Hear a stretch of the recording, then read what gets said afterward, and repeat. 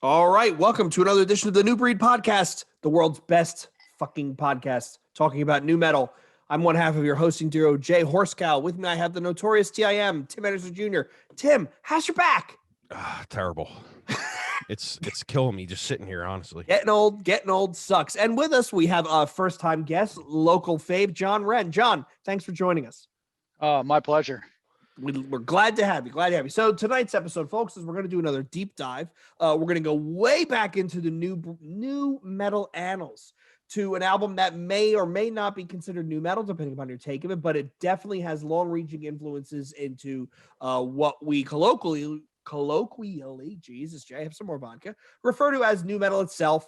We are going to do Astro-Creep 2000, Songs of Love, Destruction, and Other Synthetic Delusions of the Electric Head. My God, that's like a white belt swoopy hair grindcore album title, right? By White Zombie themselves, which was the fourth and final studio album for White Zombie, released in 95. Before we go in, Tim, want to give us a little bit of background, a little bit of history in the album itself? Yeah, like you said, released April 11th, 1995. Recorded in 94 at NRG Studios in LA. Was put out on Geffen. I could have swore it was something else.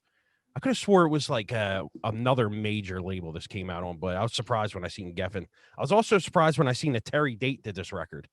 And then when I listened to it too, but if you remember that tour they did, it was Deftones opening for White Zombie and Pantera. And it's like, hey, Kissing Cousins, Terry Date probably said, hey, why don't you go out with these guys? I'm sure John was at that show. I was at two of those shows. Oh, nice. I went to the Camden show. I went to both Jersey shows, Camden show and the East Rutherford show. Oh, so you went up to the Meadowlands. I snuck into the parking lot trying to find a merch tent because I was trying to find a Deftones t-shirt. And they only had one t-shirt and it was kind of lame. I just found out tonight when I posted that I was going to be on this, that someone died at the Meadowlands show. No shit. Yeah, so apparently the story is before Pantera went on, some chick tried to hop the barricade to get down into the pit area, and someone pushed her or something like that, and she fell on her head and broke her neck. Jesus. One of the things that was pointed out that I completely forgot about until tonight, like randomly halfway through the show, I noticed that there was a whole shit ton of like state troopers down on the floor, like lining the floor, and I didn't know why. I just figured it was because, everyone was moshing and going crazy. Yeah. And it turns out it was because of that. And they were preventing people from jumping the barricade. Yeah. Cause there'd be other people that are like, I can make it without getting pushed. I've done that shit. Like at like other shows, at like other big arena shows. Like, so, I have no idea. You have to be fucking pushed to like, cause the boards for hockey, it's not that high. No, not at all. Not at all. Yeah, so she had to be that's not high at all. Yeah, she had to been fucking really pushed, like with force, or very drunk too. Yeah, that's true. Yeah. A little bit of both. I've definitely told the story when we did the Ozfest deep dive. When I saw Ozfest at Giant Stadium, that Phil was telling people come down onto the floor, and this is what 97, and there were people hopping over the barrier onto the floor of Giant Stadium, and that's a good the football barrier is 10 feet, 12 feet. It's not an insignificant drop, and there were people coming over nowadays. And I think back at it, it looked like fucking World War Z, right? The Katamari zombie, right? That's what it looked like. There were people just coming out of the stands. It was insane. But yeah, that's not a big board to get hurt on. Especially when you have someone like Phil in them days telling you everybody would just do what he said. I want to see everybody right the fuck right now on the fucking floor. So and it was Trendkill days, so he was out of his mind. Yeah. So I was going to read the full name of the record, but you already did that. Thank you, because I probably fucked that up. So last record as White Zombie, first record with John Tempesta from Testament and Exodus fame. This was also their most commercially successful record for White Zombie. It hit number 6 on the Billboard and eventually went double platinum, which is fucking crazy. I read this quote, which was hilarious. People used to call this music white trash on acid metal. That's funny to me. Like I said, double platinum. More Human Than Human nominated for 2 Grammys. They also won Best Hard Rock Video for that. And also, this was when they toured with Pantera for this album cycle. Apparently, they're blowing like everybody off the stage, and this was the tour that Phil overdosed on heroin. So it was I guess like a big thing back then when he overdosed. I'm not sure. I can't remember any of that kind of shit, but No, I remember that because he died or whatever, like he died on a gurney, and they like resuscitated him because he's always apparently like that's when he like officially became like an atheist or some shit like that, because he's like, I didn't see shit when I died.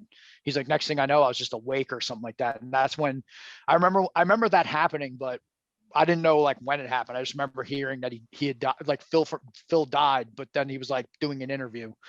So probably fucked up again when he was probably doing it. So I want to just go out and say this is in my top 5 best records of all time. I can't get enough of it. I listen to it at least once a week. It's just that fucking good to me. It's just a perfect record, man. Like it would probably be my favorite record if Los Exorcistas didn't exist. But I like that record, but there's just something about Astro-Creep that's just, I don't know, man. It just brings me back to a time and makes me think of like, how I was starting to get into stuff like that back then. It just holds a special place. Well, I'll say this. So I was familiar with them. I owned Los Exorcistas on cassette tape. I forget if a cousin or if my uncle got it for me, but someone gave it to me on cassette. So I was familiar with them. And then like, I don't know, like 6 to 8 months later, like Astro-Creep dropped. So Astro-Creep was the album that like solidified them as like my favorite band. Like once I heard Astro-Creep and I had those 2 records to go off of, that was it. That was where they've been my favorite band for going on 26 years now, since the album will be 26 in April. Yeah. So Astro-Creep's the album that really drove it home for me, but it's not, but especially now, years removed, Los Exorcistas for me is the better record. But I'm going to go back and listen to that this week and see how much it compares for me, because it's, I don't know, there's just something like songs like on Astro-Creep, like especially the last song. What is it, Blood, Milk, and Sky? Mm-hmm. Yeah, that fucking song is incredible, man. It's just, especially when you have headphones on and you're just like really feeling it, man. So good. Well, yeah, it's just that's probably the best way they could have. I mean, I know they had songs after Astro-Creep. They did like the I'm the Boogeyman, the One, and that Rat Fink, Suicide Tanks, and Cannibal Girl song. But like, as far as an album ender, like if you're like gonna listen to it, like that's probably the best song to go out on. Yeah, was Blood, Milk, and Sky. Yeah, it's heavy as hell. It's fun. I mean, we'll get into it at the end, but yeah, super heavy song and record, man. It's Jay. How about you? Where does it rank for you? So it was interesting when I went back and listened to this. I honestly probably haven't heard this in at least a decade. I haven't listened to the album in at least a decade. Wow. So it was an interesting trip down memory lane. And when we get into the songs, when we go through my notes, I will say this: it's infinitely listenable in the sense that there's really not a bad track on it. There were a couple that when I went back, I'm like, oh, this doesn't hold up well. But the thing that I took notes on is almost all these songs are 4 on the floor. So they're foot tappable, they're head boppable, not head bang. I mean, you can head bang to it, but the tempo is not anything pushing it too far, which I think probably helped its commercial appeal, because it's, they're not Meshuggah coming out with polymeters and like shit that gives you a nosebleed. But everything was, I caught myself. I had it playing a couple times in the background, and then I actually went through and took some notes. And more frequently than that, I had my head nodding. I'll be honest, what ruined Rob Zombie for me is I saw him when he was touring by himself. He was, I think it was co-headlining with Korn when they were touring off of what was it, the third album, not Life is Peachy. No, Follow the Leader. And he was out of breath the whole time, and he was running back and forth on the stage, and he was out of breath, and I was really disappointed. That's the first time I'd ever seen him live, and then that kind of just soured him for me. So he was kind of like, admittedly, like I was always starstruck when that band took the stage. Like I remember seeing them open up for Pantera, and I was seeing like my 2 favorite bands of all time play, and it was like, to me that like blew my mind. But when the lights went down for White Zombie, like I just like a euphoria like washed over me. So like a lot of stuff that I didn't take in the moment, I thought about later. Like he was out of breath a lot of times, like, because especially White Zombie, he doesn't do it so much with Rob's, like with his solo stuff. His solo stuff, his band kind of all stay stationary. The guitar's on stage right, the bass is on stage left. He stays in the middle with most of the time with the microphone stands. and there's a lot of show going on around them, but they're not moving. With White Zombie, all three of those people up front, Jay, Sean, and him, were all over the place the whole set. Like they basically ran a marathon for the hour that they were playing, and he would get out, like he would miss lyrics here and there all the time. If you go on YouTube and like watch any old like White Zombie stuff, like their shit from like Castle Donington and whatnot, like you'll see like he gets out of breath real fast. But that's because they were so about running around and engaging the audience as much as they could. He was that all over like, the place. Yeah, he was all over the place. Yeah, but isn't he a smoker as well? No, he's not. He's not. He actually famously says that he doesn't do. He never drink. He barely drinks, and he's adamantly against drugs. And he says his like famous quote is like, he's like, I never achieved anything fucked up. So yeah, no, he doesn't do anything. And a funny story, like when he went on tour, the hell album was he touring for? He was touring for Educated Horses when Lacuna Coil opened up for them. Friends of mine are friends with Lacuna Coil, and they were like, yeah, it's a sober tour. He's not letting anyone drink on tour, except apparently in New York, Pete Steele showed up with like cases of wine, and you don't say no to Pete Steele. So there was drinking that yeah. That's funny. Shit. Yeah, I seen Rob Zombie with Manson at Tweeter when it was still Tweeter, and he was fucking great then, man. I really enjoyed that show. Yeah, I mean the music is great. I just remember, to your point, John, I remember him being out of breath, and he was all over the place on the stage. It was an energetic show. It was it was wild, but I was just like, like in recent years in recent years he's slowed down. He's more stationary. Like he still moves around a lot. There's still headbanging. Like he still gives a performance, but he's not necessarily as running around as he used to. And you can tell because when he recorded that set, when he did the Astro-Creep set at Riot Fest in 2016, the live recording, like he's like, I would say 90% of the lyrics are there. Like he says, like there's a few shit he misses here and there, but like other than that, like if you're going to get a recording, that's the one you want because he's not running around like a madman. He's not 25 anymore, so he's not running around. Is the record that you have from what fest again was it? I'm sorry. Riot Fest. Yeah, is that available for purchase, or was that something that was you bought? No, it was up for him. You can still buy it, and it's on Spotify. If you go, but you have to go to Rob's. If you go to Rob's like Spotify stuff, it's on there. Okay, I'm gonna. But the sad thing is, it's not. I mean, well, not that I really care because I just wanted the Astro-Creep stuff. He did play 2 more songs after. I did Dragula and Thunderkiss, and they're not recorded. I was like, it kind of sucks that they're not there, but whatever. It's just the 11 tracks. Well, it's the 11 tracks and not the hidden track from Astro-Creep. Okay, I can deal with that. You guys are aware there's a hidden track on Astro-Creep. Yeah. Okay. Yeah, it's actually good. I mean, I can deal with it not being on the recording though. Yeah. It's I'll tell you what though, before we get into the record, the new single he put out last year, I was really digging. And I don't really like a lot of his solo career stuff, but that shit was really good. I think when John 5 joined, it was kind of like you get better riffing and stuff from him. So, well, that dude's like a virtuoso. So yeah, absolutely, he can play. So yeah, definitely. So all right, I mean, let's just get into the record, and we'll throw out stuff in between and all that stuff. All right, so we're starting off with track number 1, Electric Head Part 1, the Agony, 4 minutes 54 seconds. So my notes here is again 4 on the floor. You can't help but tap your foot, and interestingly enough, he uses the amen break in the chorus. So if you listen into the chorus closely, he actually has the amen break as the underlying musical melody. This is one of my favorite songs on the album. This is one of the few songs that when I think about this album immediately come to my ear. I think it's a hell of an opener. Absolutely. So real quick, the sample in this song is from the 1957 horror film, The Curse of Frankenstein. So that's, the opening sample. What he says, perhaps you had better start from the beginning, right? Mm-hmm. Yeah.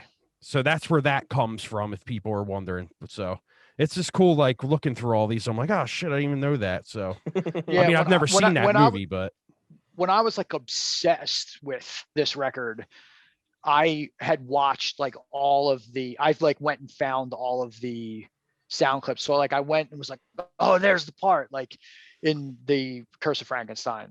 Like I've seen that movie, and I remember when he says it, and I'm like, oh, that's it. And that's like the only reason I watched that movie. And then it's like, all right, I can because turn this off now.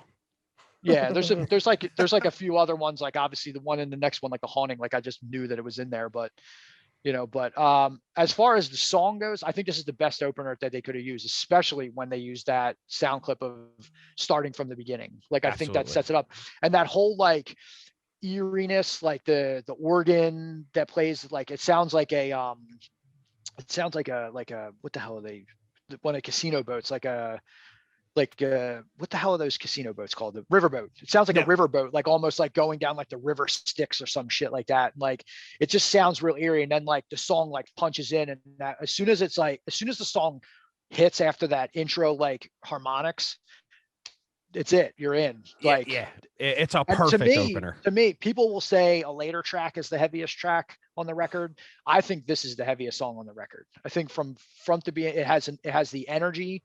It's not just, like there's everything about like that song sucks me in. Like I remember when I saw them at Riot Fest, when that hit, and that's the first time I heard him play that song in 20 whatever years. It's like it hits you, like it was like a core shaker for me. Like that song is just, like that opening like chuggy riff is just so good. Dude, I wish I could have fucking seen that live, man. That and exactly what you just said is basically in my notes. Like that song is a perfect opener. I mean, the way they use the sound clip is fucking perfect. I mean, it's and as soon as you hear that song, you're like you said, you're just sold on the record right there. It's like, all right, now can it get better than this? And to me, it does. Like the next couple songs, man, are just there's also a lot better. that happen. There's also a lot that happens in that song because Rob was very. This is the album that he started playing with all the samples, and to the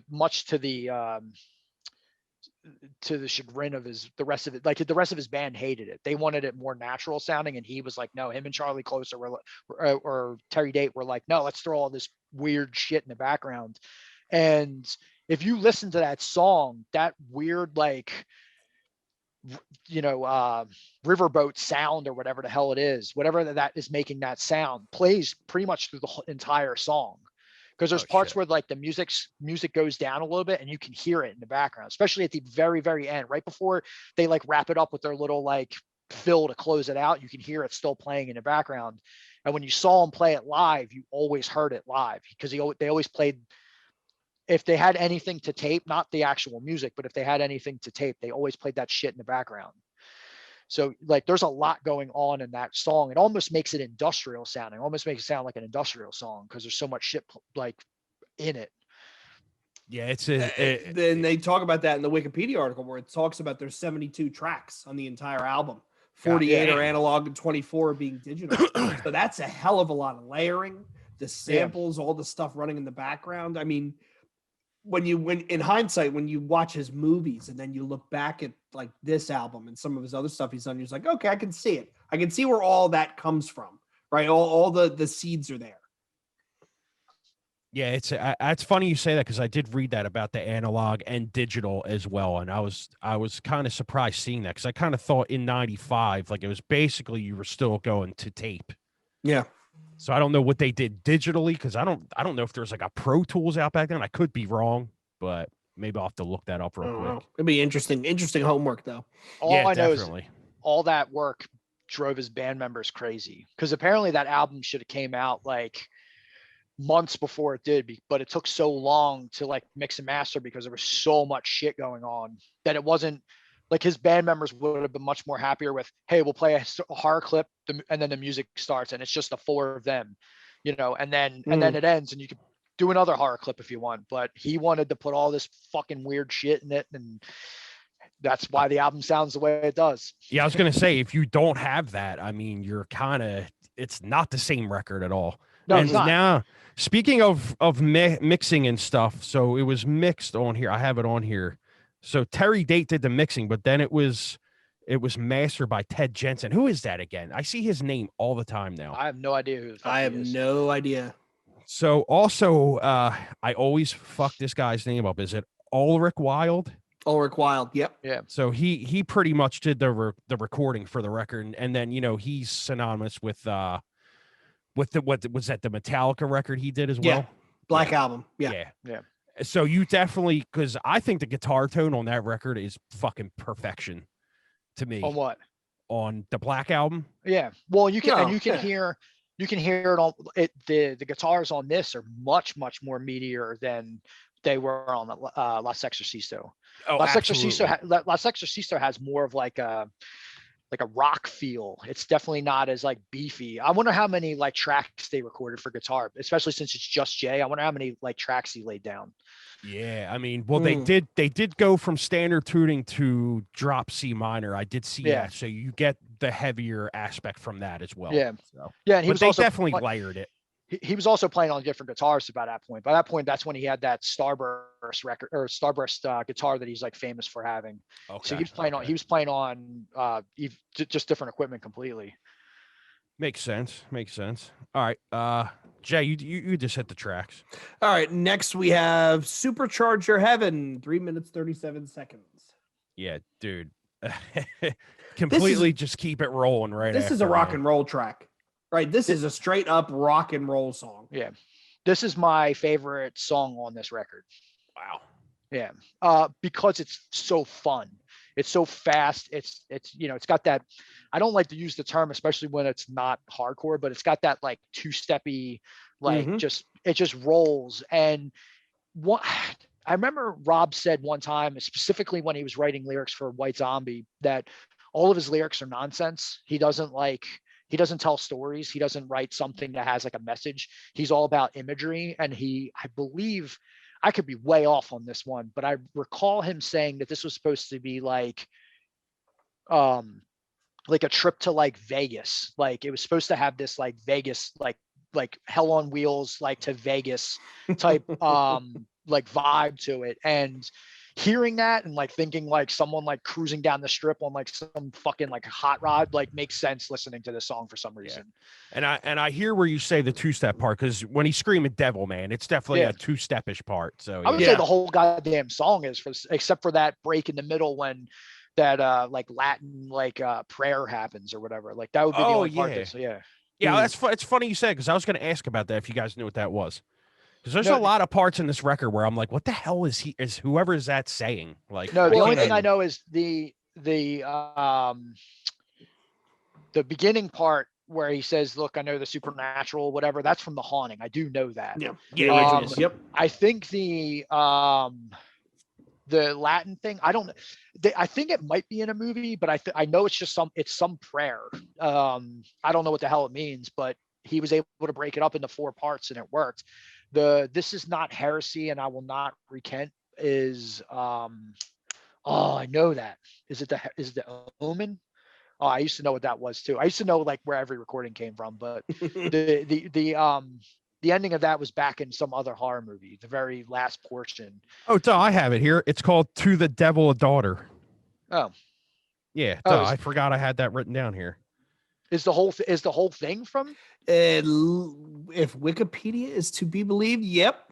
Oh, I knew the line with the "I will not recant" part was from a horror movie. I didn't know that the prayer was also from a horror movie. I thought it was just a real Roman Catholic prayer. Shit, that seems like one I'm gonna have to download and check out. Yeah, I'm looking at the cast. It's Richard Widmark, it's Christopher Lee, it's Natasha Kinski. I mean, these are, this is fairly well-known actors and actresses. And To the Devil a Daughter is a good movie. And this is before, horror got that sort of negative stigma that you don't have big name actors really doing horror movies, because now it's become more of a niche thing, which is a shame because, the Academy never looks at any of those movies for any awards. And it's a shame because there are some really, really well done horror movies. And I will say this too, at the end of this, if you're not into horror movies, just jump off when we're done, because I am, I think all 3 of us are huge horror movie fans. So we're definitely gonna have to get into stuff, because we have to see what John's been watching. Because I think I've watched everything I can, and I just can't find anything good anymore. But we'll get into that. Yeah. So I pretty much agree, man. Like it's a great fucking song. Is this the only one with a solo in the whole record?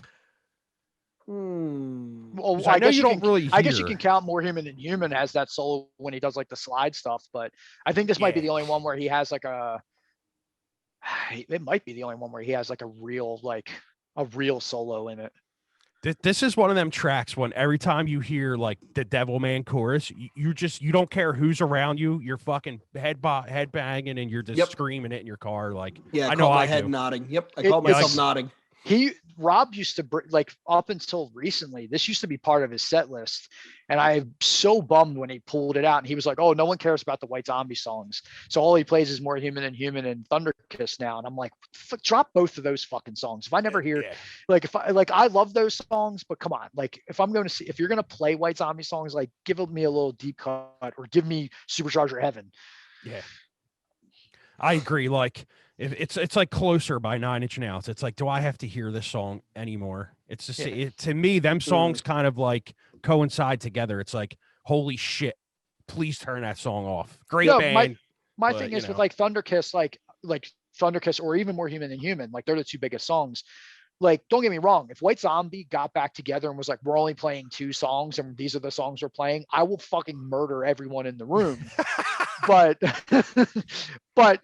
they're not songs I go to. Like if I'm going to listen to one of those, right? Like I'm glad More Human Than Human comes so late in the album, because if not, I might skip over it a lot more. Yeah. I skip over Thunder Kiss a lot to get to Black Sunshine, because Black Sunshine's my favorite song by them, period. Okay. So, and Thunder Kiss is the second track on that record. So it's easy to skip because I can just go off to the next and I can let the rest of the record ride. So Yeah. I mean, I'll let it go if I'm like when I was listening to it this week, I was, doing work stuff at the same time. I was like, I'm not pulling my phone out of my pocket, so I'll let it go. It's a song, like you said, I don't have to hear anymore. All right, let's go to the next one. All right, next we have track number 3, Real Solution number 9, 4 minutes 44 seconds. And this is obviously what's her name saying this at the beginning. What the hell's her name again? The fuck I keep forgetting I had this shit written down. Why does it not say her name? The part I remember her saying, I'm already dead. Mm-hmm. It's one of the Manson chicks. That's right. Yeah. Oh, it's on the next page. I forget which one it is, but it's one of the Manson girls. Abigail Folger. Sure. No, I think that was her last. I think. Oh no, she was getting. Yeah. Maybe her name was that.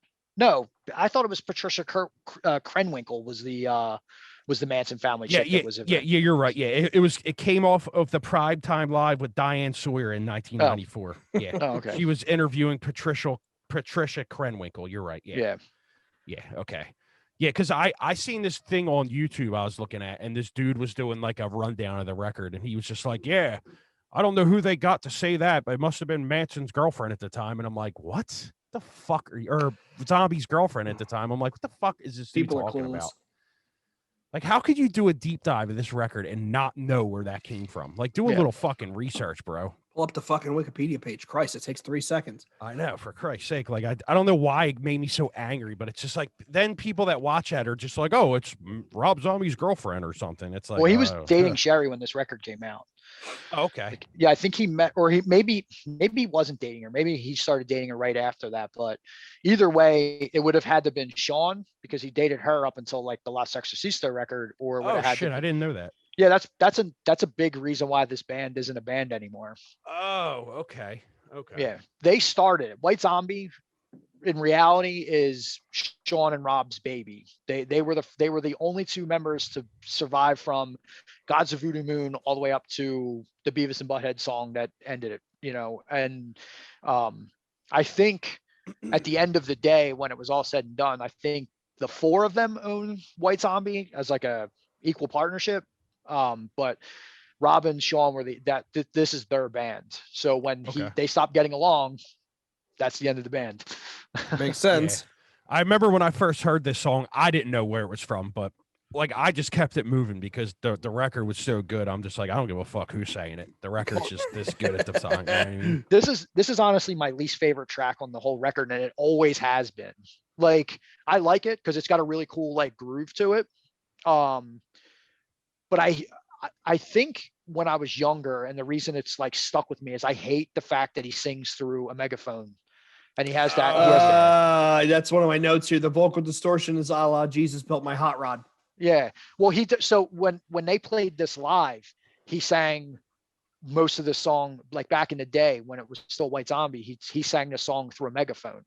He did the like all the who will survive and what, like he did all that shit through, and then like halfway through the song he like fucking tossed the megaphone away and like and sang it normally, but he tried to do it like the record. And I think that I think when I was young, because I was like 13 when this, or 12 when this record came out, I hated it. I hated that thing. But like now that I'm older, I appreciate the groove of the song, but it's still like sits with me as like my least favorite track.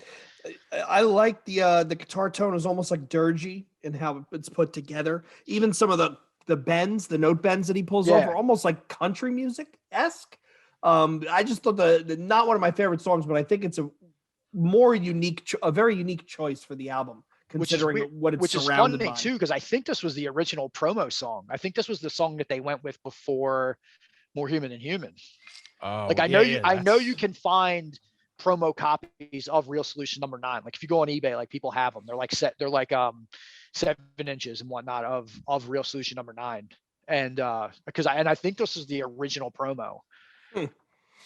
I see. I love the part where he's got the megaphone. I think it adds to the song. I think this is a great track, man. The riffing in this song is super fucking heavy, man. It's just, it's another fucking song where I got to grab my guitar and learn that like right away.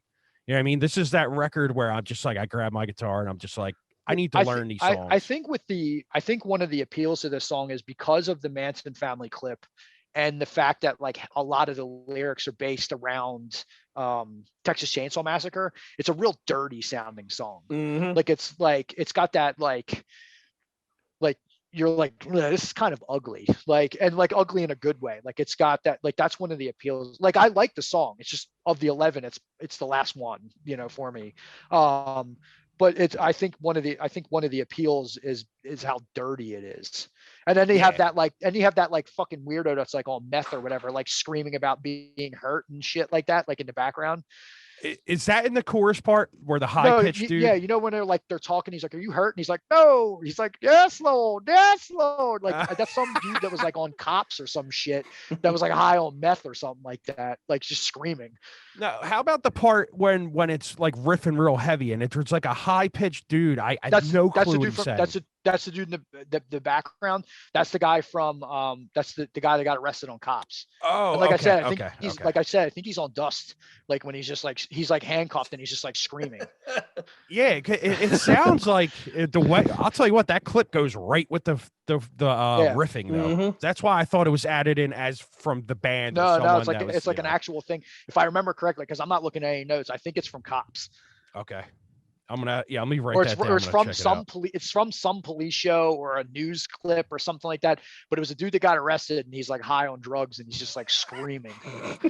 I'm gonna have to check this. There's so much shit I have to check out after this, man. All right. Go ahead, Jay.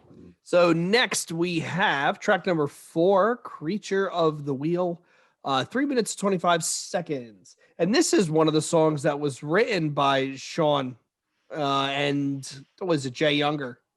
No Tempesta and no Rob Zombie. So, and actually when you look at the 3 of the better songs in the album were just written by those 2. Kind of makes you wonder.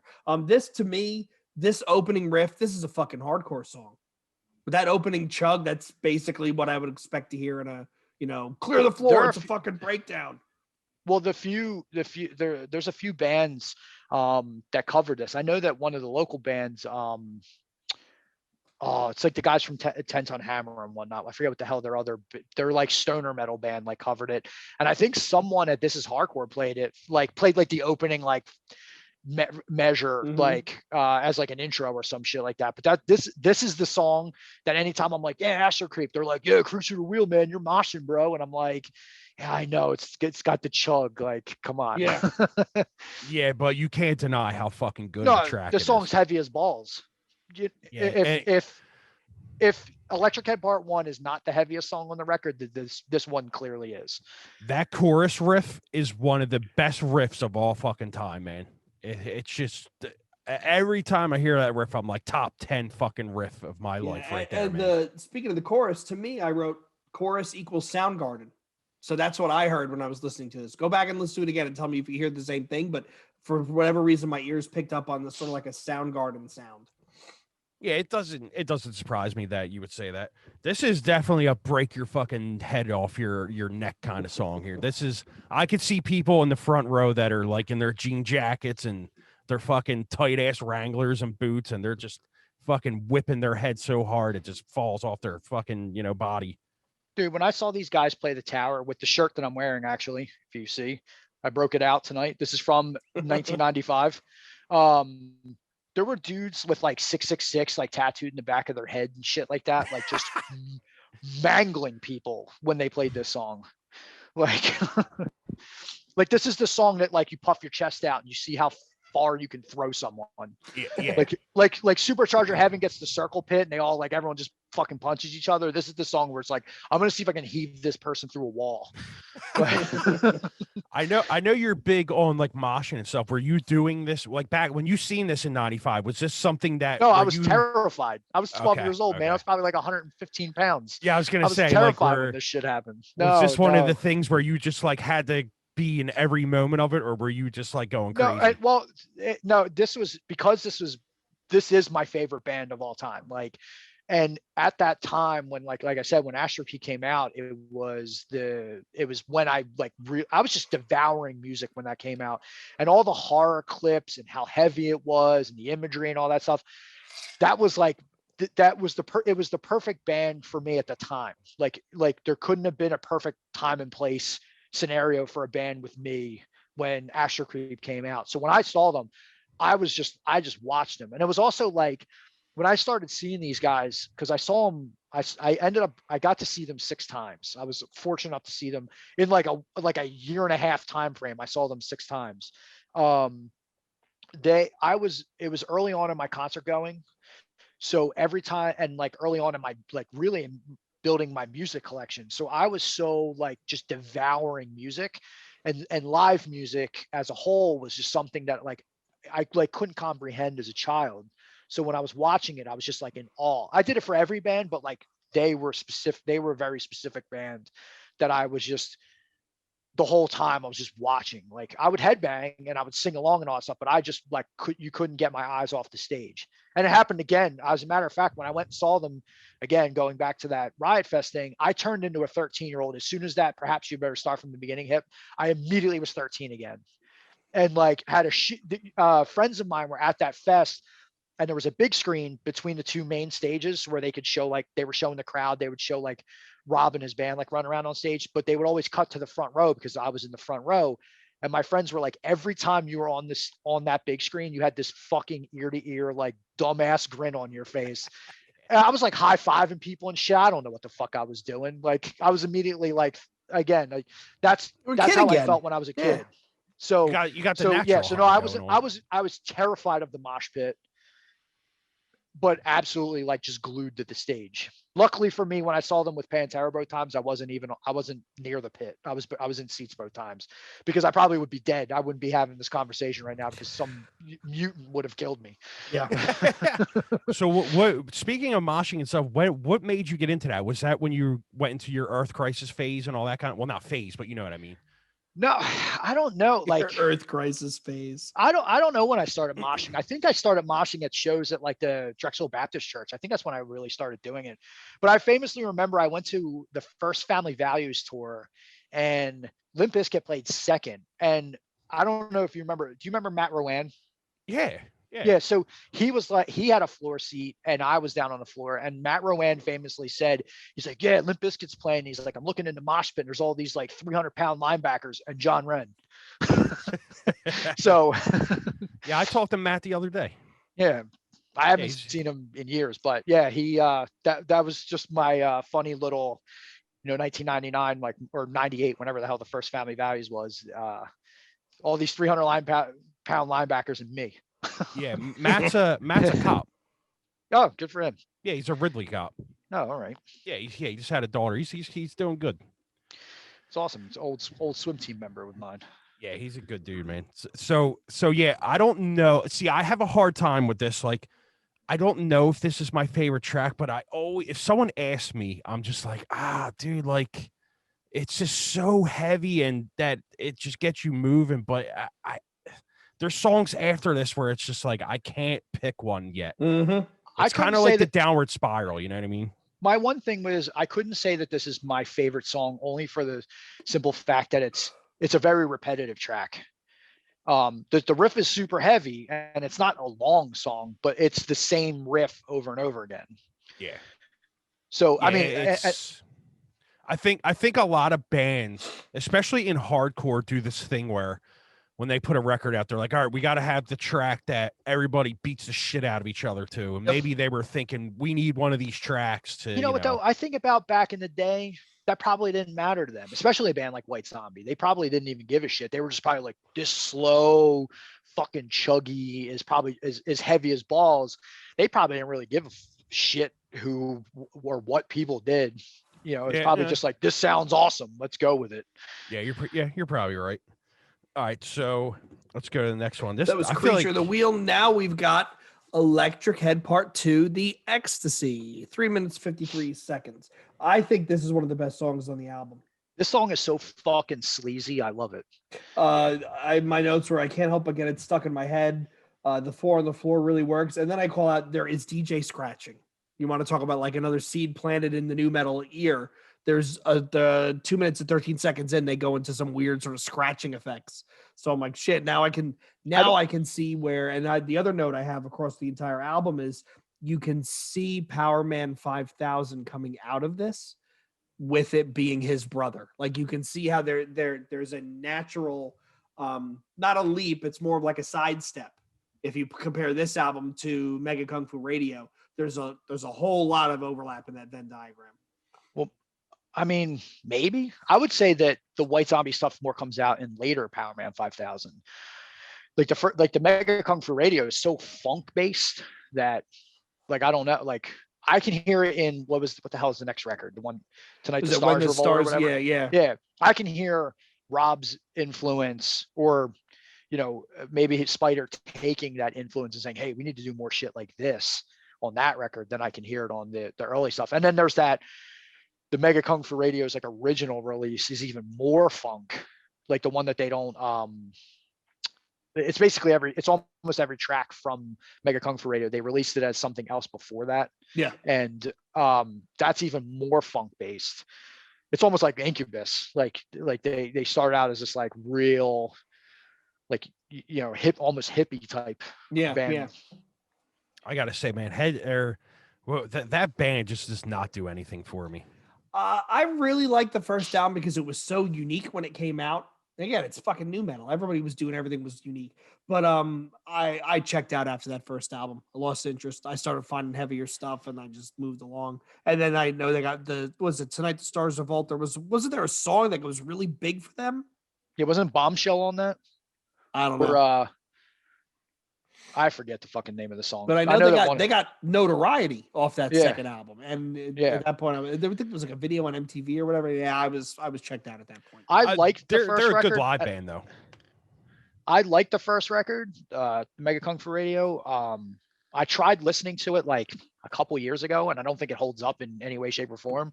But I appreciate what they did on it.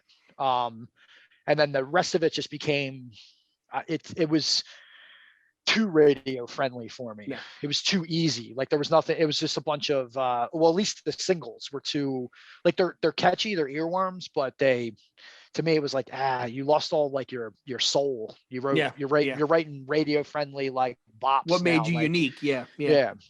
And I just fucked up. I'm thinking of Head PE. My bad. That band rules. Stinks. Yeah, that band stinks like shit. Yeah, that first Head PE album is great. And after I hate that band.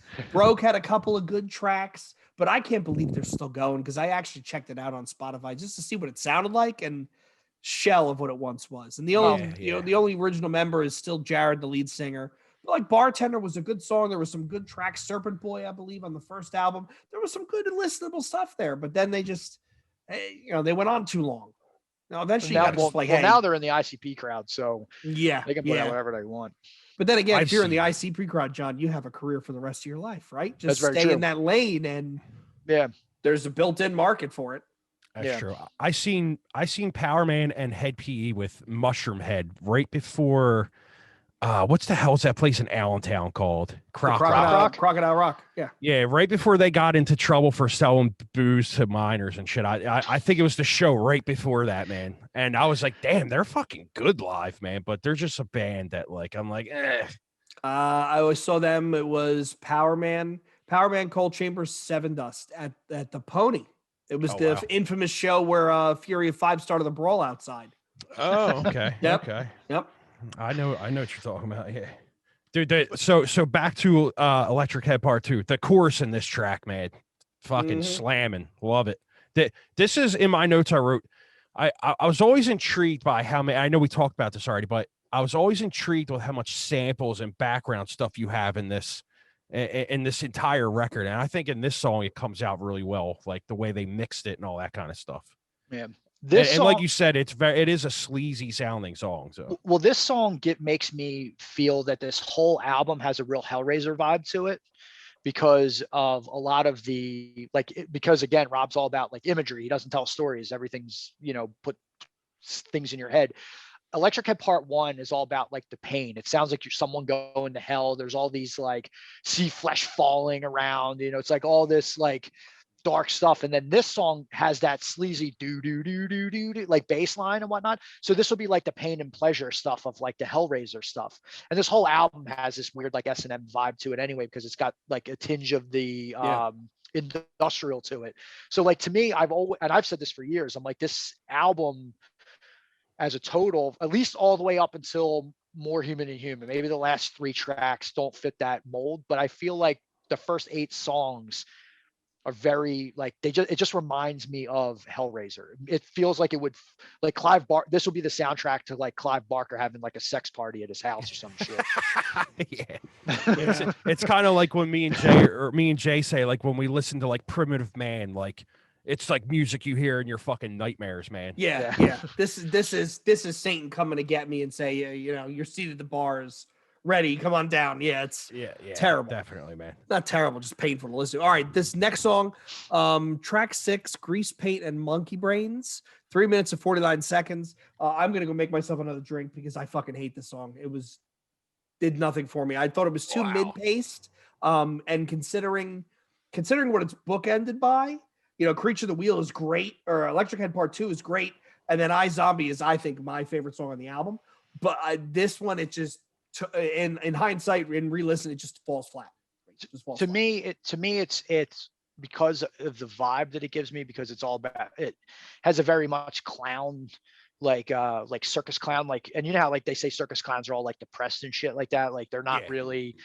So to me, it has that vibe of it has like, it's moody in its sense that it's dirty, or like I've always pictured the clowns because of the grease paint thing, and I've always thought like you have these like clowns are like yay ha ha ha, but inside they fucking hate themselves. And I've always had that feeling about this song, and I think because it's the dead middle track. I always thought that this was a good like almost intermission from the first half, and it's like a transition piece almost into the second half of the record. That's my opinion on it. Like it's definitely it's in terms of heaviness and uniqueness and like bringing things to the table. Other than the vibe that it brings, I think it is missing something. It's probably it's one of the weaker tracks of the record, like musically, but I think it has this like gross like feeling to it, because like I said, like if you picture these clowns like rolling around and they're like yay ha ha ha ha, and like inside they're like I'm gonna blow my brains out tonight, like. And I think that grossness of the song is the appealing part. But yeah, and musically, if you like take that away and you listen to it on a music thing, this is basically an intermission like filler track, which is funny because they used to play it live. Like it used to be a song that was like on their set list. But I think it was also the song on the set list that was like, hey, we need a fucking breather. Like let's play this song right now so that we can fucking calm down for a second. See, and see, this is where Weird Tim comes in, because this is one of my favorite tracks on the record. Really? I absolutely love this song, man. And now that I'm thinking of it, because I had the song in my head, there's a solo in the bridge part of this song as well. Oh yeah, you're right. Yep. I was just thinking about it when you were talking. I'm like, wait a minute, there's a solo in that bridge part. I think this is one of the best, like I said, on the record.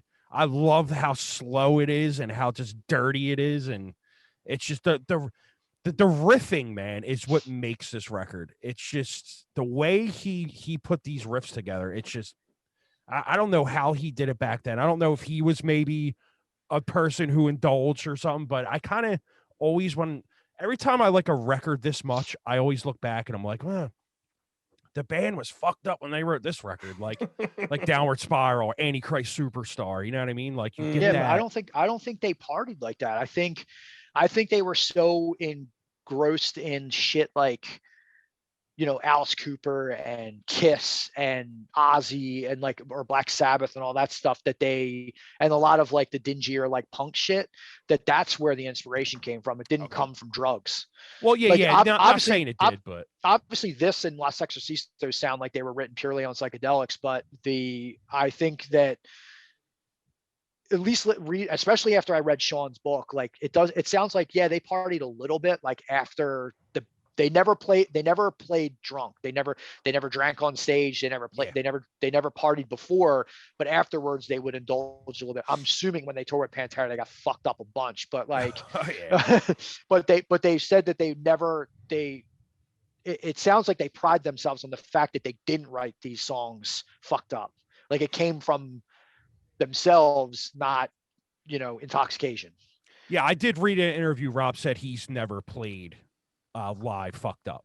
Maybe in the beginning, I think he might have said in the very beginning he might have, but during like in these years when this record, he did say he's never indulged before because he always wanted to give his 110% on stage. So. You have to think, like, during this touring cycle, they were going over to Europe and playing those huge fests. Like I think Castle Donington is now Download Festival. That's 100,000 people. Oh yeah. You know, so you can't go out on stage fucked up and play in front of anywhere from 30,000 to 100,000 people, like, because that'll kill your career. I don't know. Well, Pantera was like an anomaly because they played better when they were fucked up. So yeah, there was a dude on Rob Flynn's podcast. He was like a roadie for Pantera. And he was talking about how Dime was so fucked up one night he couldn't walk or talk, but goddamn did he play every note of that solo live. It's like, dude, how do you do that? Insane. So when they toured with Machine Head and Cold Chamber, like 97. Yep. 96, that was like my first real concert. It was fall of 97. Yeah. Yep. Yeah. So when they did that tour, Rob had that thing. He's like, he was so fucked up one of the shows that he's like, dude, they're not going to be able to play. If he goes out on stage, like it's going to be bad, like really bad. And they said that they put the guitar on him and kind of like pointed him in the direction of the stage. And he like walked out, and then they were like on for the whole thing. And by the time he like got off stage, he like was kind of sobering up, and then he went and got fucked up again.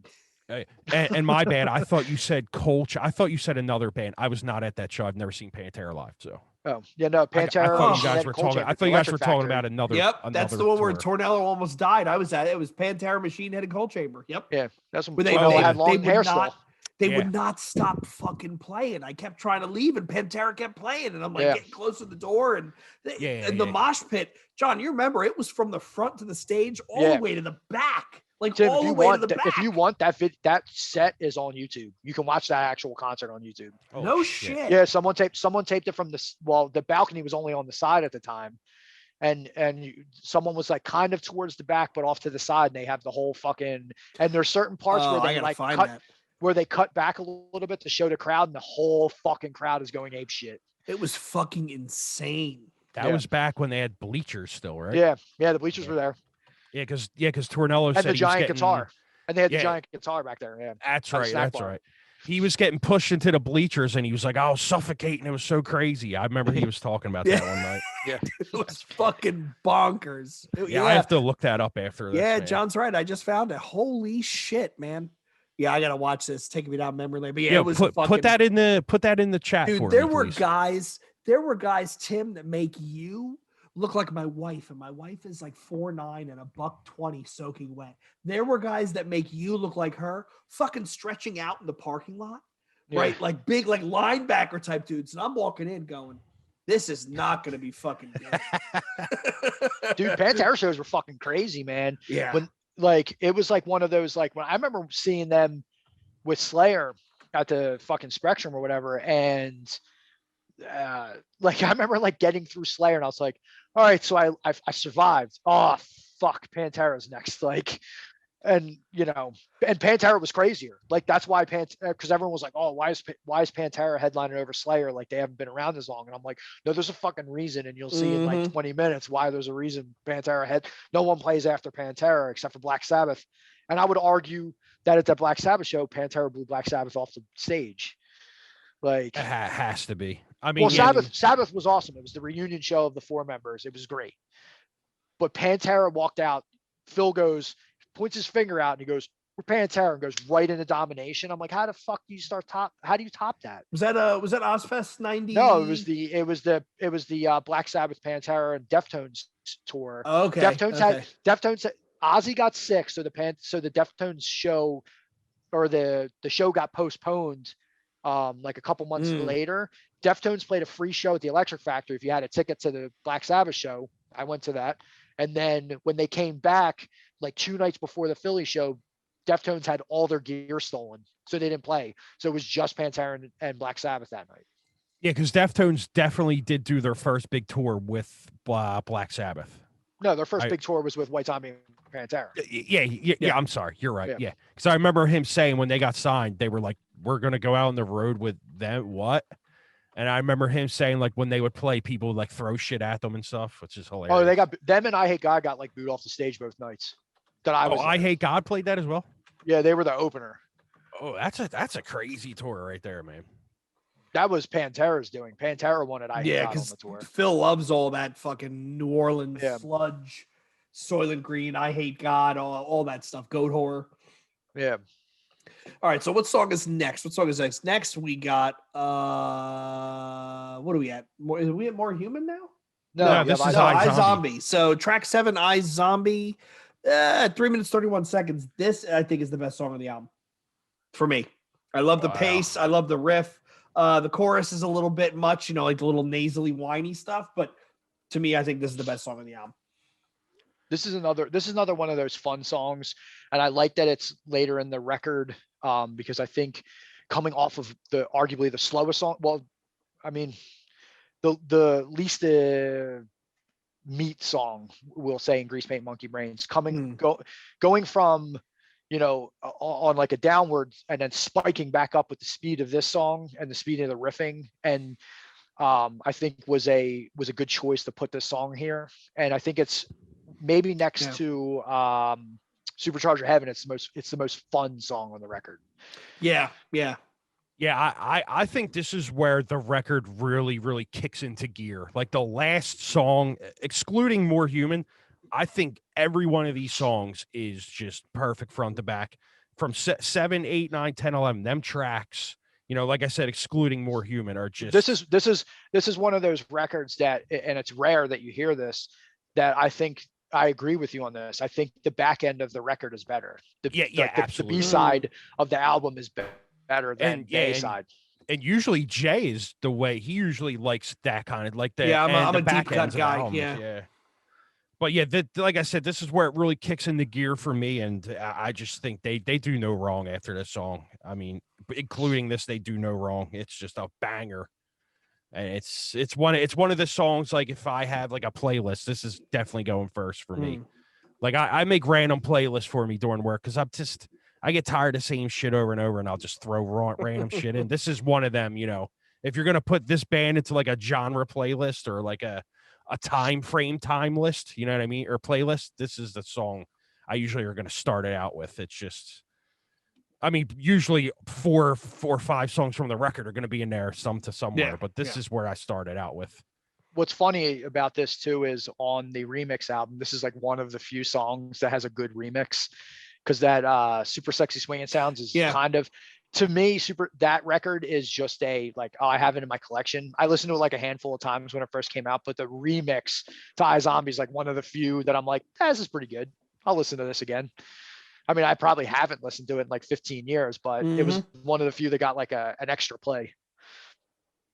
Yeah, that remix album is pretty good. Like it holds up well. It really does hold up well. It's a lot better than the 2 that Rob put out. I'll say that. The American Made Music to Strip By and Mondo Sex Head or whatever the fuck the Yeah, second yeah. one was called. They're not as good. This was, if you're going to do a remix album, this and the ones that KMFDM did for Thunder Kiss were good. Yeah. Yeah. And but when you look at who did the remixes, John, it's Charlie Clouser, it's the Dust Brothers, it's PM Dawn. Production was Terry Date. Again, you had Machine doing the programming. Yeah. You know, Machine's fingers are all over that late new metal, early, you know, American metalcore stuff. So yeah, there's no surprise that it's good. And Rob Zombie had J Devil. I just realized that we forgot to go through some of the samples, so let's catch up on that real quick. All right. Creature of the Wheel, you have a sample from the science fiction film The Omega Man. You ever see that? No. It's really good, and it's based on the same story. It's based on I Am Legend, Richard Matheson's book. Yeah, it's basically the same. It's basically the same idea. Yeah. Okay. I will put that in my list to check out. Track 5, Electric Head Part 2, you have Shaft. Yeah, Shaft. Yeah, the black. That I this? did know. Blaxploitation. Yeah, I can't even fucking say it. This is I just set up Yours Baby and Watch Your Mouth Man. I'll say any damn thing I want. So I'm sure people listening know that track. Track 6, Grease Paint and Monkey Bars. You have something Brains. from It's Monkey Brains. What did I say? Bars? Yeah, Monkey Bars. That's fine. You know, whatever. This is from the 1978 independent horror film called Dawn of the Dead. I'm sure people know that. Arguably the greatest zombie movie that was ever made. Yeah, if you're in the horror and you don't know that movie, you have some fucking there's something wrong with you. Track 7, I Zombie, you have, I can't say that goddamn word again. It comes from The Awakening of the Beast from 1970. This is a Brazilian exploitation. Film. Yeah, this is one of those like quasi, like, is it real? Is it not, like Cannibal Holocaust? Yeah. Okay. Have you seen this, John? No, I never saw that. I've seen Shaft, but I never saw that. Okay. And obviously I saw the Omega Man. Oh, okay. I'm gonna have to check all these films out. All right. So on that note, let's start out with More Human Than Human. That comes from Cafe Flesh, which is a 1982 post-apocalyptic cult pornographic science fiction film. God damn. Apparently you can't find copies of this anymore. It's completely out of print. I read something before because I was like, what the fuck porn did this come from? And I remember looking at this years ago and because I was like, I want to see the scene. Like, I need to see it. Like, what's going on? Like, is it crazy? And apparently this film is completely out of print. If you can track down the scene on the internet, like, good for you. You've clearly done way too much searching into pornography if you found it, but I just whacked at the Pirate Bay and they got a couple here. Oh wow. DVD rips 1982. Yeah, the Pirate Bay always comes through. Well, torn it. Yeah. This is when porn movies, this was that weird sort of time where it was socially and culturally acceptable to talk about like porn movies is like no big thing. This is the era of Behind the Green Door with Marilyn Chambers. It's Deep Throat. Cafe Flesh is one of the rare movies that actually has full-on pornographic scenes in it, much like Malcolm McDowell in Penthouse's production of Caligula.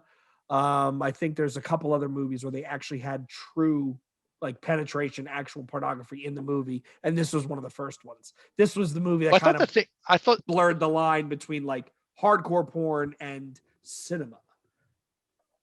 Well, I own Caligula, and I own like the it's terrible, right, John? Version. It's not me, right? It's kind of hilarious. Yeah. It's so ridiculous. It's like, it's funny. But I thought the story with Caligula was that they filmed that movie and there was no like porn on set, and then they went back and added it. Like that there were sex scenes because obviously like Malcolm McDowell's character has sex with rapes one of the characters. Right. And but I think like the real like full-on penetration stuff was filmed like when none of the actors were on set.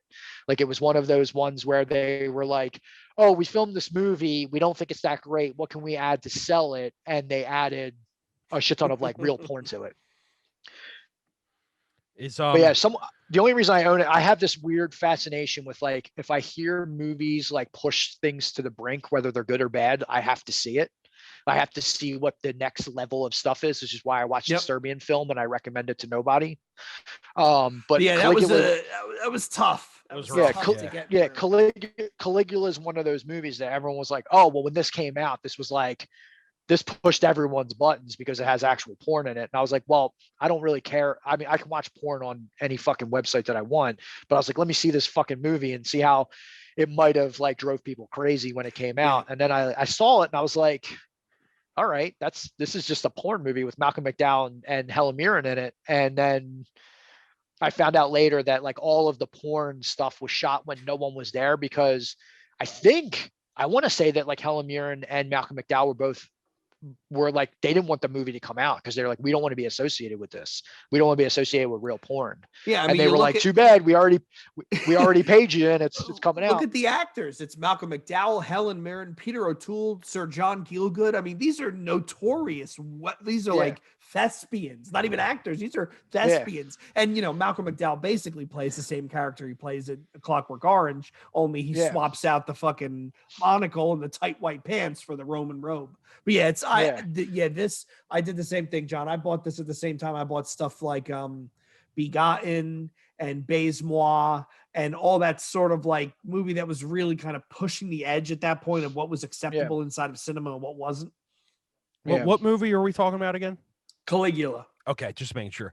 I remember we were if you want to watch it, I can let you borrow it. I have it on DVD or Blu-ray or whatever. I'll definitely check it out, or I'll just go on a torrent site. But I remember you're gonna laugh your ass off on it. Okay. Like there's so much bad scenes and bad acting, and the story's kind of fucking ridiculous, especially that giant wall that cuts people's heads off. Oh, like, I was just gonna say that thing with the fucking it's terrible. The salad shooter. Oh, it's terrible. Yeah. we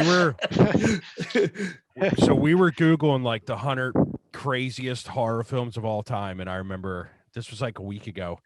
And Carly was like, oh, I found this movie we should watch. And I'm like, what is it? And she's like, oh, it's called 120 Days of Sallow, 120 Days Sallow? of Sallow. Yeah. And I was like, no. I was like, I'm not letting you watch that movie. She's like, why? People are saying it's good. I'm like, Carly, believe me when I say it, that movie is horrific. You're going to hate it. Yeah. And then when I told her what it was about, she was like, oh, okay, never mind. That was like OG, like movies that like really pushed. Yeah, movies. Really... I think that the director was murdered. Yes, and I think he was like I think he was prosecuted for that film. Like I think there was like a crime against humanity that film was made. It was a big deal when the Criterion Collection picked that up because it had been out of print for the longest time. So when Criterion, and they only pick up movies that are worthwhile cinema. When they decided to release that, it was one of their fastest selling DVDs, and you can't find it. You can't find any of those early Criterion things, but that one especially, along with John Woo's early stuff, because it was, that was the only way to see the movie. I think if you go to some of them dudes that were in 8mm, you'll definitely find a couple copies of that. And speaking of that movie, that's a movie written by the same guy who wrote Seven. If you read the original screenplay, and I love fucking Nick Cage. If I can get reincarnated, there's two people I would want to come back as. The first one is Fred Durst. The second one is Nick Cage. But I mean, when you read that script, it is really fucking dark. And I just think Nick Cage was the wrong actor to put in that movie because he just, I mean, I love him, but he still kind of comes across as goofy. He's always going to be the guy in fucking Raising Arizona to me, and it's maybe a different art. And Joel Schumacher directed it. You can't get some big name fucking Hollywood wonk to do a movie like that. You need someone who's like an indie guy who's dark and who's willing to go for it, Like a David Fincher or some shit. Yeah. Or even like to use a now reference, like one of the A24 guys, right? One of like the Blumhouse guys who are not afraid to just fucking push it and see. What's that guy named? Ari, whatever, the guy who did Hereditary and Midsommar. Midsommar. Yeah. Do it. Yeah.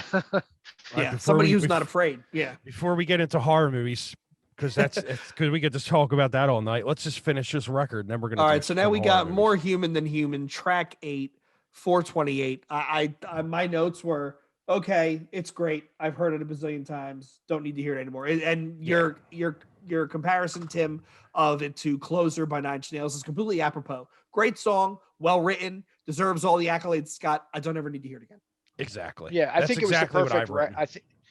I think it was a perfect song to release as a single. I think it's got that like almost rap type vocal delivery, the slide guitar, like between the chorus, the more human than humans, an easy chorus to remember.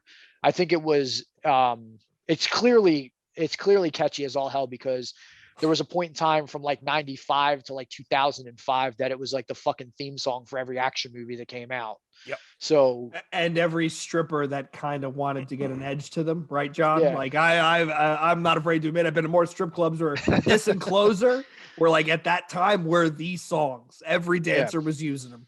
Yep, absolutely. And then in modern day, 10 years ago, it was Crazy Bitch, and yeah, that fucking terrible song. But yeah, we don't have to really talk about this track that much. Same thing. I don't need to hear it anymore. Yeah. Let's go to the next one because I fucking love this track. Next track is track number 9, Elf Phantasmo. I should have had you say this, Tim, so you can get drunk and butcher it. Elf Phantasmo and the Chicken Run Blastorama. I definitely would have fucked that one up. One of the heaviest songs on the record. Yeah, and this one for me, it kind of took me for a loop, because when you get through the intro, you're expecting it to be like this fucking totally insane song. And then they go right back into the stuff that made the album memorable. It's 4 on the Floor. It's a measurable pace. It's got hooks in your ears that you can't help but nod along to. One of the better tracks for such a long name. It's the best groove riff on the entire record. Yeah. After you get through the blastorama, I guess you can call it, in the beginning, I think this is Jay Unger at his best in his groove writing. And it reminds me a lot of a riff that would have made Las Exorcisto. Like if I have to, because I'm always curious, I'm like, man, if Las Exorcisto had the production of Astro-Creep, like how fucking heavy would that record sound?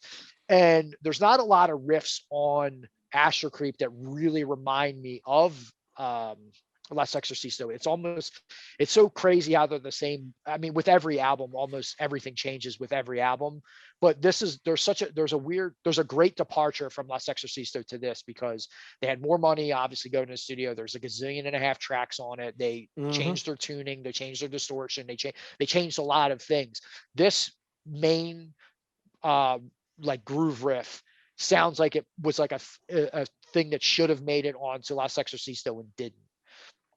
And so for me, if I always wanted to know, if I wanted an idea of what Las Exorcisto would have sounded like if it was recorded with Astro-Creep's stuff, this is the song that reminds me of that. I feel like this is the song that gives you the best example of what you would have gotten. Yeah, dude, I love this song. I can't get enough of the part where he comes in on the second verse and he's like, yeah, like what the hell does he say? I think he says I'm drifting slowly. Down drifting slowly. Yeah. That the fucking the riff, it's just the riffing, man. It's just so goddamn catchy and groovy, man. I fucking love it. But this is definitely one of the best songs on the record. Yeah. If Supercharger Heaven is not my favorite, then this one is. They run neck and neck as far as favorite tracks of the record. And I remember like when this first came out and everyone in our like middle school or high school or whatever were like listening to this, and I would always say like, yeah, this is the best song. And they're like, what, are you fucking crazy? This song sucks. And I was like, whatever. But this has been one of my favorite songs as long as I've owned the album. Yeah, and it's crazy, and it's fun because it's, it occurs so late. You normally don't have like track 9 as your favorite song. Usually your favorite songs are like 1 through 4. You're exactly right. But this is the record where I'm like, yeah, I like the B-side part of it. Yeah, it's you flip over the vinyl and it's like, let's start there. Yeah. All right, so let's go to the next one. All right, so next we have track number 10, Blur the Technicolor, 4 minutes 9 seconds. Another example of a groove riff that probably would have made its way onto Las Exorcisto.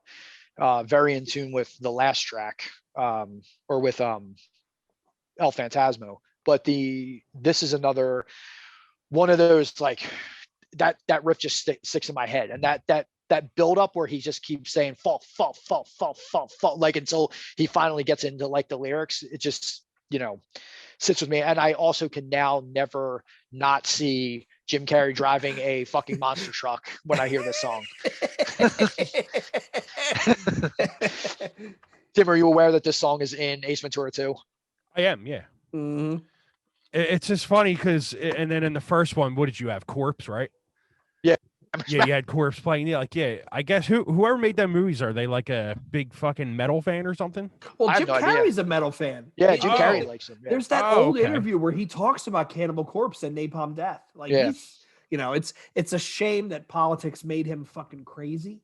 It's a shame that Jenny McCarthy made him crazy, because if his original, like the stuff he did in The Living Color, and then he did Ace Ventura, he did Liar Liar, and what was the other movie that he did that he was still really funny in? Dumb and Dumber. See, I'm not a Dumb and Dumber fan. What? Oh, okay. Why? No. Stop. You're talking about like The Mask? Like that was like all his like early there was shit. something else that he did where I was like, I gotta stop you. I gotta stop you right there. You don't like Dumb and Dumber? No. What? No.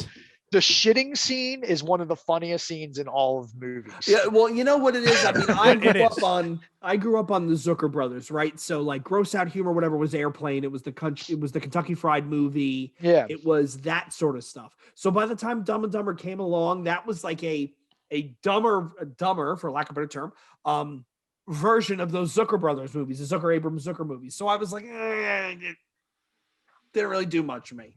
Now, I mean, he's funny as fuck. Like, you're Austrian. Well, let's put another shrimp on the barbie. Like, there are some real memorable scenes. And I may or may not have tormented a roommate with what you want to hear the most annoying sound in the world. Like, I may or may not have tormented people with that. But yeah, it just doesn't. I can't have that in my life. I can't have it. It's not for me, man. I'm not being negative. It's just not for me. That's like saying you hate the Goonies. Like when people say that, I'm like, what? That's a deportable crime. That's a deportable fucking crime. Yeah. I mean, not that they're a comparable movie. I'm just saying, like, that's a fucking classic. Dude, if someone says they hate the Goonies, call Homeland Security and say their parents are here illegally. Like that's fair play, I think, at this point. That's fair play. They were definitely communist spies or something. So we're on Blur the Technicolor, right? Yep. Track number 10, Blur the Technicolor, 4 minutes and 9 seconds. Yep. Yeah, another banger. I mean, this is kind of on the lines of that one track, though. I think, what was it, track 6?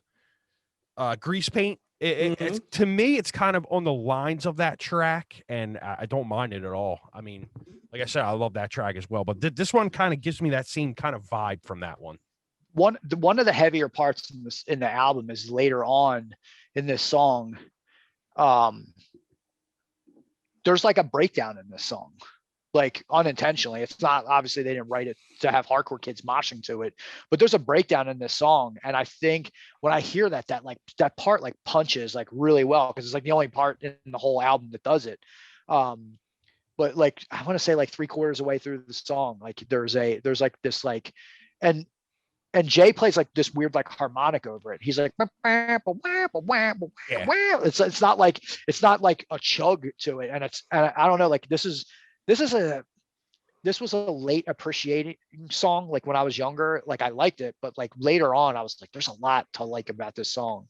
Yeah, that groove just fucking, it like rolls. It's just like but Jay Unger is one of the best. Like John 5 is the better guitar player. That dude fucking is like Joe Satriani. He can play like shit that I can't comprehend. But like when it comes to like straight groove writing, when it comes to riff writing, Rob Zombie's never had a better guitar player than Jay Unger writing songs for him. Yeah. I agree. I wholeheartedly agree. It's like I keep saying it every song, the riffing, man, that makes this record. All right, let's get this last one out of the way. Track 11 is actually 2 tracks. The first part is Blood, Milk, and Sky, which is, the whole track is 11 minutes and 21 seconds, but there is a hidden track called Where the Sidewalk Ends, the Bug Parade Begins. And that's its own 2 minutes and 33 seconds. As far as album closers go, it's a great closer. My notes here say, it's a typical well done rock and roll album outro / closer. And that was one giant sentence that I wrote as notes. Yeah, it's one of the heaviest songs ever written, in my opinion. I'm just gonna go and say this has to be the best song on the record. It's the Creature of the Wheel or this one to me. I think this is the perfect closer for the record, and it's basically the perfect closer for the band. Because like I said, they've recorded 3 songs after this, one being a cover. But as far as like, if you're going to be like, listen, if you're going to like go pick up a White Zombie record and you're going to be like, this is the last song this is the closer for their album. This is the best song that they could go out on. It's so eerie. Yep. Rob doesn't even really sing on it. He kind of like, he has this like dark talking through it, the whole song for the most part. It's just, it ends with you feeling like uncomfortable a little bit. Now where the sidewalk ends portion is kind of cool, but like most people don't even go to it because it's especially on the album, you got to wait fucking like 6 minutes before it even happens. Right. I know like if you're listening on Spotify, it cuts right to it. As soon as Blood Milk and Sky ends, it goes right into the song. And if I'm not mistaken, again, I could be completely wrong on this one, but I think I remember that song only exists because Jay wrote the riff and was like, I really like this. And they recorded it and they like fucked around with it, but they never did anything with it. They never developed a full song. They never had lyrics for it. It was just something that was there and they recorded it and they thought it was a cool little, and it was at the time when like hidden tracks were like really big. So they were like, well, let's just put this thing on the end. It kind of goes with Blood Milk and Sky. We'll have it fade in and fade out, a couple minutes after the last song ends. And if people hear it, they hear it. And that's why it's named some like Where the Sidewalk Ends, the Bug Parade Begins, because it's this weird little thing at the very, very end of the record. I know that it's on one of the singles. If like it's a 7-inch single when they were promoting the record. I want to say it might even be the Blood Milk and Sky single that they sent out to people. Like if you can find the 7-inch of Blood Milk and Sky, I think on the B side of that 7-inch is this song. Oh wow! You know what that song reminds me of? The ending song, the Sidewalk Ends track. It reminds me of something that would have been on Broken by 9 Inch Nails. Like it's just something like if listen to it again and you'll get what I'm saying. It just reminds me of something that would have been on Broken, like at the end or something. Yeah. The guitar that there's parts in that it almost sounds like an engine revving or whatever. The way, I don't know how else to describe it. I'm not like a fucking I don't play guitar, so I don't know the technical terms, but it sounds kind of like it almost sounds like a car passing, more like a car passing by, like a, like it sounds like the way he plays that riff does all that stuff. And that is very like Trent Reznor-ish. And especially whatever notes he's using to play is very, so I could see that being like a 9 Inch Nails like type thing. I don't think that was intentional, but. No, definitely not. Yeah. I'll tell you what though, for Blood Milk and Sky, like, I don't know what he's doing in that chorus part where he's just like, you know what I'm talking about? Like, but after that part, when it goes into that riffing, it's if you don't bob your fucking head at that part, there's something wrong with you. Like that, it's the heaviest point of the record to me. I think that might be. I don't think that's. It might be him singing a note, but I wouldn't be surprised if that was Charlie Closer, like doing some fucking around with something. That thing that sounds like him singing, because Charlie Closer, like a lot of that weird like you hear some keyboard stuff and like some and obvious some programming in there. Like you can hear like Charlie Closer's like an unofficial 5th member on that record, so you can. I think that is some of him. Like fucking around. Yep. Even the part where he's letting them go a little nuts. Yeah. Even the part where he's like screaming after, it sounds like he's saying "whoa." Yeah, I wouldn't be surprised if that's something that Charlie Closer got and looped. Okay. Yeah, like I said, if you don't bob your head to that riffing after that, there's just something wrong with you. Like that shit is perfection to me, man. That's a song like I remember listening to this record when I was very, very drunk one night. This is a long time ago. And I just remember, I remember last night. I remember having like is when I first started buying like really nice headphones, because it's like you just have to like if you're into music like I am, you just have to have, you know what I mean. And I just remember listening to this record one night. It just puts you in a trance, man. Like it's just I don't know what it does, but it's able to put you in a trance, and there's not many records that can do that stuff. I mean, of course, you have like, obviously you have like the Downward Spiral and stuff that does that for you, but this track especially is one of them things that does it. Like, it's like you're only focusing on this song that you're hearing. Like, you could give a shit less about what's around you.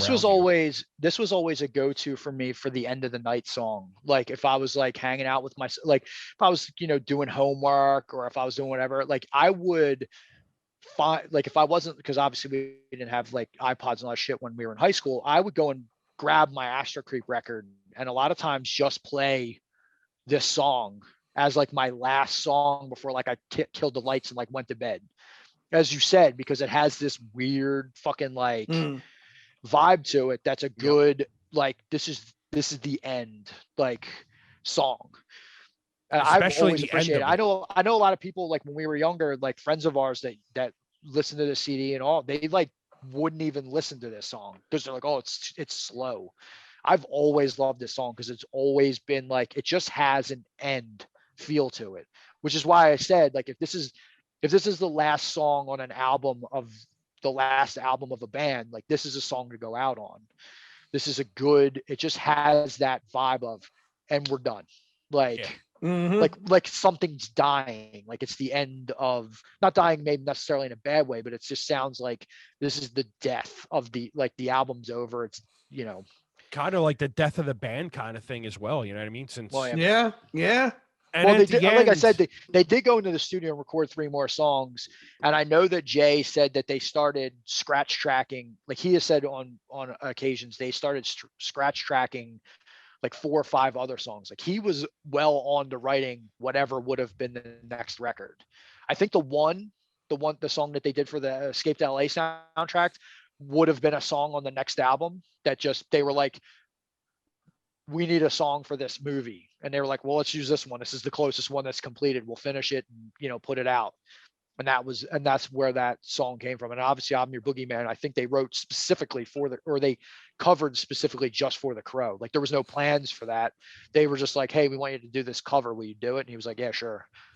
Now, do you think that if they would have written another record and it came out and all that stuff, do you think it would have been comparable to this record, or do you think they would have branched again?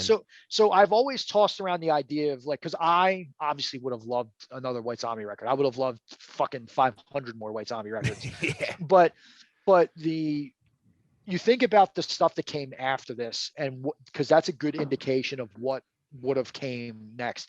If it would have sounded more like The One, I would have been really, really fucking into it, because that song is awesome. I don't like the lyrics because it's based on the movie that's not really that good, but I think that song fucking rips. If it sounds more like Rat Finks, Suicide Tanks, and Cannibal Girls, the song that they did for the Beavis and Butthead soundtrack, keep it. I'm glad that they fucking didn't record another album. That song's fine, but it's not good, and it really, really lacks like personality. Like, it's so fucking overproduced. There's so much shit going on in that song that I'm glad that that's not what they didn't put an album out of that. Like, I don't want an album. When I want White Zombie, I want 4 fucking band members that wrote a song, not a shit ton of fucking programming and looping and all that stuff. And that particular song, which was unfortunately the last song they ever recorded, is full of nonsense. Like, I think there's a cool riff in there. I think Jay does some really cool shit. There's some catchy like moments in that song, but like, I think it's like, for that to be the last song that they ever recorded, I'm like, oh, that's kind of sucks that was the one that they went out on. But most people don't even know it, because Beavis and Butthead Do America was fine, but like, most people forget half the shit that's on that record anyway. Like, that's a good one, man. It is a good soundtrack, though. I remember. There's some cool songs in there, but I think everyone remembers the fucking Love Roller Coaster cover, and that's like the song that everyone remembers from the Red Hot Chili Peppers song. Like, that was the biggest song that came out of that. So I think everyone remembers that, as opposed to, there's people that probably don't even know that White Zombie's on the fucking soundtrack, probably, even though that they have that scene where like Rob did the illustrations for. Oh, okay. Yeah, when they like hallucinate in the desert, that's all Rob. Oh, okay. So overall, like I said, and we already know John's opinion. To me, this is a top 5 record. I know. I mean, Jay, it's. I think this is a great album. I think it holds up. You know, it's fucking how many years old? 10, Yeah. 25, 30 years old. I think it holds up. It's still a great listen. In hindsight, you know, maybe 1 or 2 tracks from your lemons, but I put it on in the background and I caught myself nodding my head quite a few times. And to me, that's the sign of a good album, because it's getting in your subconscious, and you're enjoying it and not even consciously knowing that you're enjoying it. Is this now, John? Is this a record that you like so much? Is this like a thing where, like, the day you're put in the ground, is this like one of them things like you could be buried with? Well, my Las Exorcisto record that's signed by 3 of the 4 band members is getting burned with me in the fire. So no one else can benefit from it. I love that. But That's great. But no, Astro-Creep was a record I probably, especially when I was younger, listened to this record more. I know that I went, the CD that I have downstairs is the 3rd copy of the CD because I killed the first 2. Yeah. Because I listened to it so much. This is, like I said, I don't think it's the better record of the 2 major label records, which are obviously the 2 best records that they ever put out. I do appreciate the earlier weird noise rock shit that they have. If you're not a fucking diehard White Zombie fan, like, I can hear someone listening to that shit now and being like, this is unlistenable. Because even Rob's like, I'm embarrassed of the shit that we put out in the 80s. Like, it's bad. But I think it's unique. To me, it's interesting to listen to, mostly because I am a fan. But I can only imagine that if I was not a White Zombie fan, if someone was like, here, listen to this fucking record that came out in the 80s, I'd like, turn it off. Not gonna lie, I don't really like most of that shit. I appreciate it for its weirdness and knowing when it came out and who the fuck they were playing with at the time. They were like a CBGB's like house band for like the longest time. So they were playing with like Bad Brains, and later on like some of the Cro-Mags, Sick of It All, and then, you know, punk bands like the Germs and the Cramps and the Damned and shit like that. So they played like this weird like hodgepodge of stuff, and no fucking band that I just mentioned sounds anything like they sound like. Nope. And to me, there's no band that has ever come out at all that sounds like White Zombie at any point in their career. You could argue that Static X's Wisconsin Death Trip sounds very Astro-Creepish in a lot of things, especially Push It. Push It sounds like it fucking should have been on Astro-Creep. Yeah, it does. But I don't think, and it's funny, like I was joking because I was like, man, when you said like, hey, come on my new metal podcast, I was like, but fucking Astro-Creep's not a new metal record. Yeah. But like, and the other thing is like, they never toured with new metal bands either. Like, they always toured with like the weirdest shit. White Zombie was like so unique that they toured with weird shit. Like, I saw them with the Melvins and the Reverend Horton Heat on the same show. I saw them with Prong and the Obsessed. I saw them with Pantera, Deftones, and I Hate God. I saw them with the Ramones and Into Another. Like, what the fuck? Like, none of that makes sense. One band played with all those bands because they were this weird hodgepodge of crazy. And that whole like white trash on acid metal like is probably the best description that they'll ever have. And I think part of the reason why I love White Zombie as much as I do is there's literally nothing that sounds like them. They are it. Yeah, very true. But I will say this, and people always like jaw to the floor when I say this. If White Zombie came out today, I wouldn't like them. Really? Yeah. Really? I think for me that White Zombie was the perfect band at the perfect time. Okay. And I think I was all in the horror movies. I was 13, so my hormones were going fucking crazy, and there's all this like pornographic shit on their fucking albums. Rob's like vocal delivery was like, there's no, well, other than fucking Al Jorgensen from Ministry, there's no one that really delivers like he does. It was like a weird thing, but I feel like there's a lot of stuff that came out in the 90s that I felt like were encapsulated in the 90s and probably should, and their music should stay in the 90s. Now, I think a lot of like my like appeal to Rob Zombie stuff comes from White Zombie, and I just gravitated with him.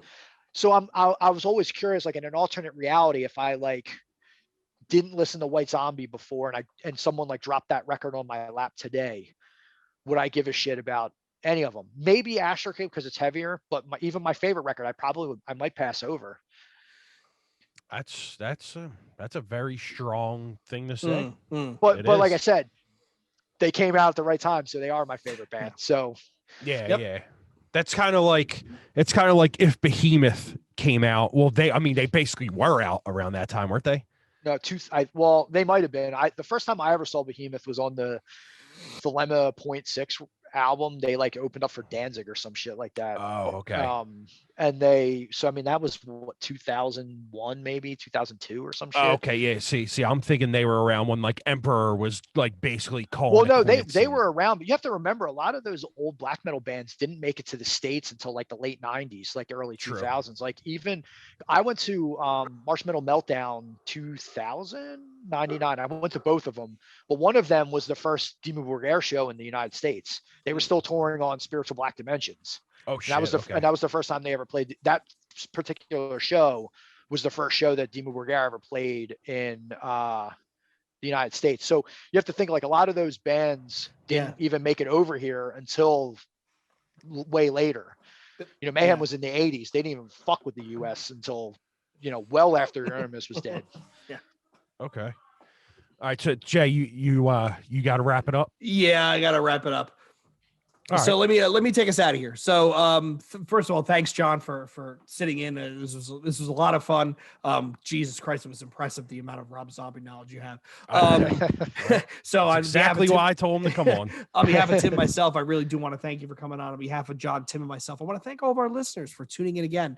You can find us on Instagram and Twitter at @newbreed_podcast. You can find our Facebook group, facebook.com/groups/newbreedpodcast. We do have a bunch of playlists on Spotify, we're on Apple, we're on all your podcast platforms of choice.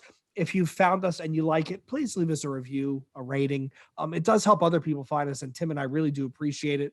Once again, I want to thank all of you for tuning in again, and until next time, this is the New Breed Podcast saying cheers. Yeah, man. Peace.